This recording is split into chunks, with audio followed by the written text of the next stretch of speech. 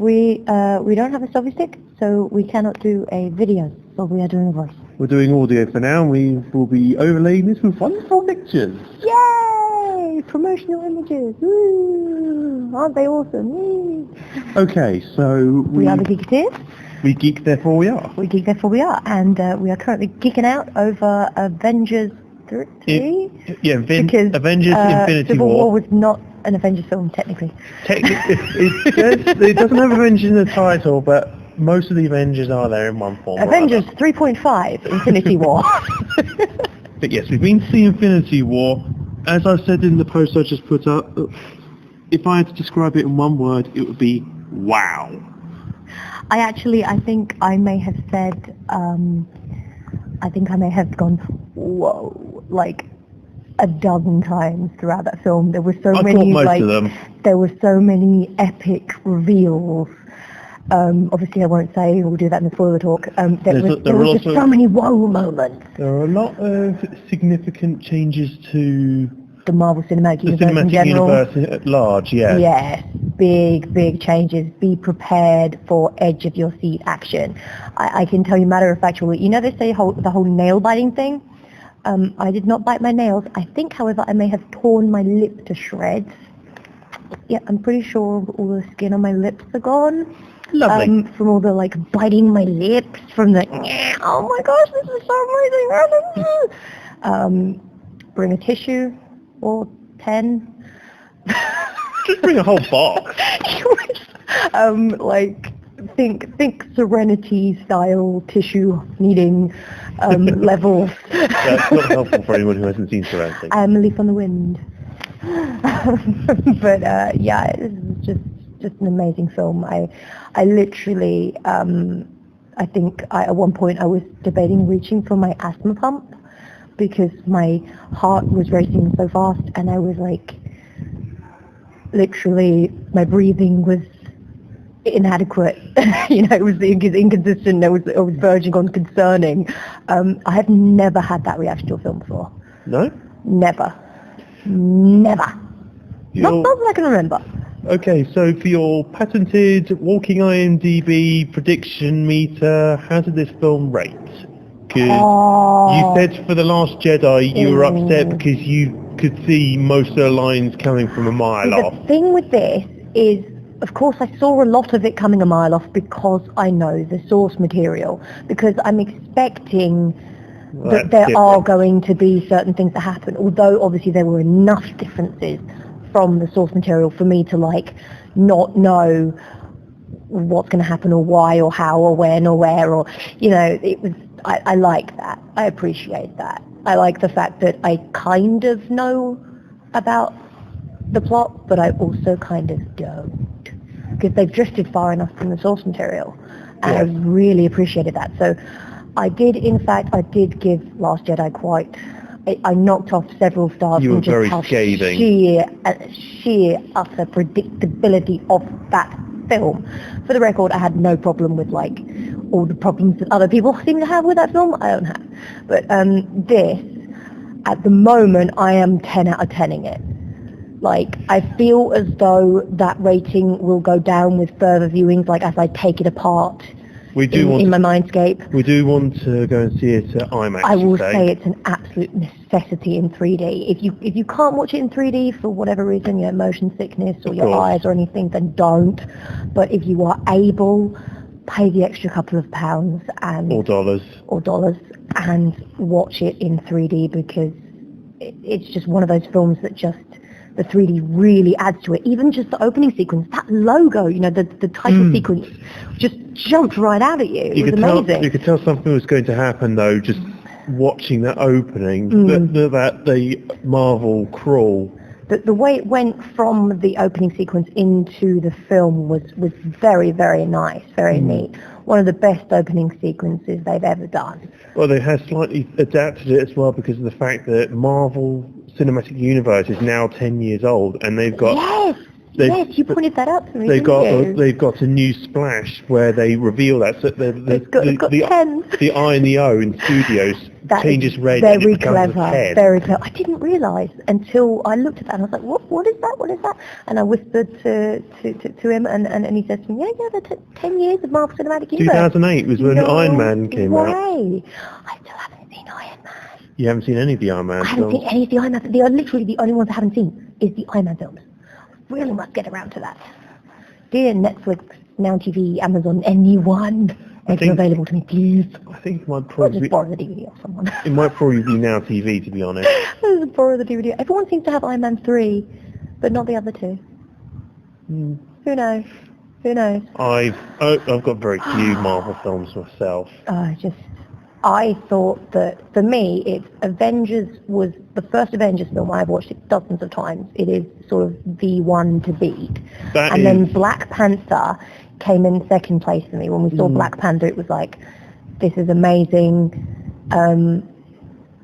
We had Black Panther, and what was another one? I'm trying to think. What other Marvel films have we had recently? Spider-Man? Spider-Man. That was good. I like Spider-Man. Civil War? Civil War, yeah. No, I think it's Black Panther is my second favourite, I think. And this could either... the top spots? I don't know. I'm undecided. It's a 10 out of 10 film. I think it might be my favourite. I think it might be.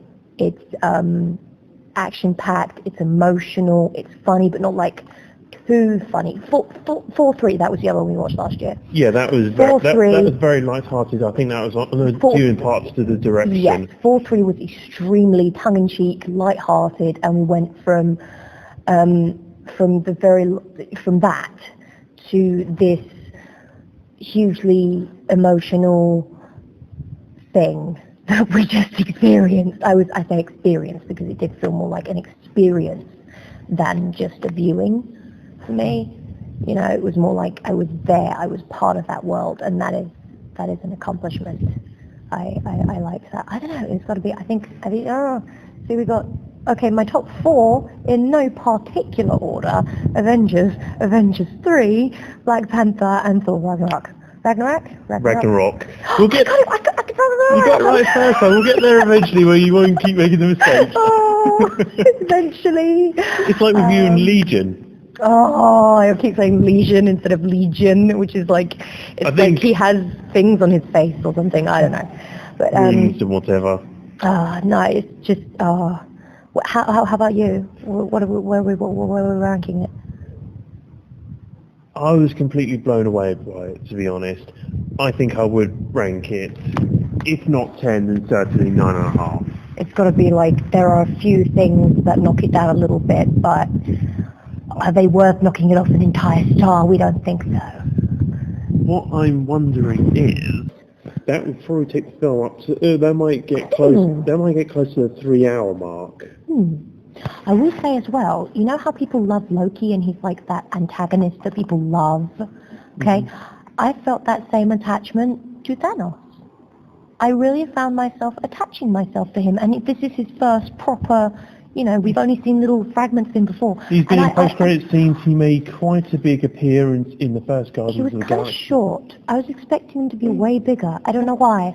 I was expecting like a Galactus kind of, I was expecting to be the size of a building or something, but he was just kind of normal size. Well, we kind of got that from every time we've seen him. We can tell that made him look huge. He's bigger than the humans. Yes. We could see that from even when he's sitting on his various thrones, but we don't get a sense of how big he truly is in comparison to other people. Until we see him next to other beings, humans. I think they deliberately made him look really big. So when I saw him on the screen, I didn't realise that was Thanos. It's like, is that, no? Oh, he's purple, that's Thanos, okay. I know that some of the stills taken from trailers and whatever, is only from one specific scene in the film as well, is that his skin, for the most of the film, was a sort of a blue or a purple tinge. At one point it looked sort of human flesh tone. You noticed that, didn't you? Yes. That is in a still... I have no idea what species he is. Thanos species. He's an Eternal. He's the last Eternal. Really? He is the last... I totally didn't know that. Eternal. You out-comic nerded me. Well, that's actually something I picked up from... That's cool. You out-comic nerded me. I picked up information from work. Of course you did. No, I actually didn't know what species he was. I'm okay. That's quite enlightening, actually. That makes sense. Now that I know that. That makes sense. I did wonder.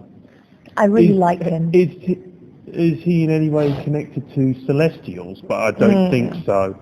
I think they are just another species from the dawn of time in space. Life, the universe, and everything. It's just a beautiful film. It's visually breathtaking. The soundtrack is gorgeous. Soundtrack is beautiful, so emotional. It's the kind I have that kind of connection with the soundtrack now where I feel like if I heard certain tracks again, they would make me feel those emotions, and that is what makes a beautiful soundtrack. You really connect with it like that. Acting spot on, direction spot on. It's just beautiful. So yeah, I think probably my biggest issue with the film, it's more of a niggle than anything else, is the length. It's over 2.5 hours. Like I said, if there's director's cut, you'd be close. Cushion. You'd be getting close to 3 hours of a director's cut. Bring a cushion. Mind you, considering how many different sorts of story elements are in play here, how many characters we have to squeeze in, it's not surprising. And the fact that it didn't feel rushed at all. A few times it felt a bit slow. Really? I think so. It's just hard to please you, isn't it? But it didn't feel rushed. It didn't feel forced in any way. For me, my main gripe with it is the fact that I know that it's a two-parter. So I am sitting there throughout the entire thing going, when is the ball going to drop? You know that something big to be continued is going to happen. You just don't know when or how or why or, you know. The thing is, I've not checked... That kind of spoiled it. I've not checked the film release schedule granted in a long time. We don't have to wait long. I haven't actually looked at it since before even Spider-Man was put on the cards. Well, they have rearranged things a bit as well since then. Spider-Man was what rearranged it. Of course, My point is that what I've heard through sort of passing geek groups, passing through geek groups, not actually really paying attention, is that I think that it was supposed to be Avengers 3 was Infinity War Part 1, we'd have Infinity War Part 2 a few films down the line. Seeing as they've taken Part 1 out of the title makes me think that this is the only Avengers film specifically about the Infinity War. Okay. The fourth Avengers film might be sort of revolving around Thanos, but it doesn't look like it's got the Infinity War name. We need to check. There's got to be there is going to be some kind of continuation, of course. Well, but just not a part 2, as you say. Well, at the moment, because it doesn't say part 1 in anywhere at all. I was expecting it to, but I didn't notice that. Now you pointed it out. Yes, there was no part 1 anywhere. Just go see it. It's really good. We give it a 10, 10, 10, 10, 10. We'll do a proper video when we get back, and we'll be able to go a bit more in depth into our thoughts. Yes. So many thoughts. Spoiler talk alert! But not right now, later. Thank you for listening. We dig this for you. I've been digging. I've been Illy. And we'll talk to you later. Bye. Bye. We geek, therefore we are with the Geeketeers.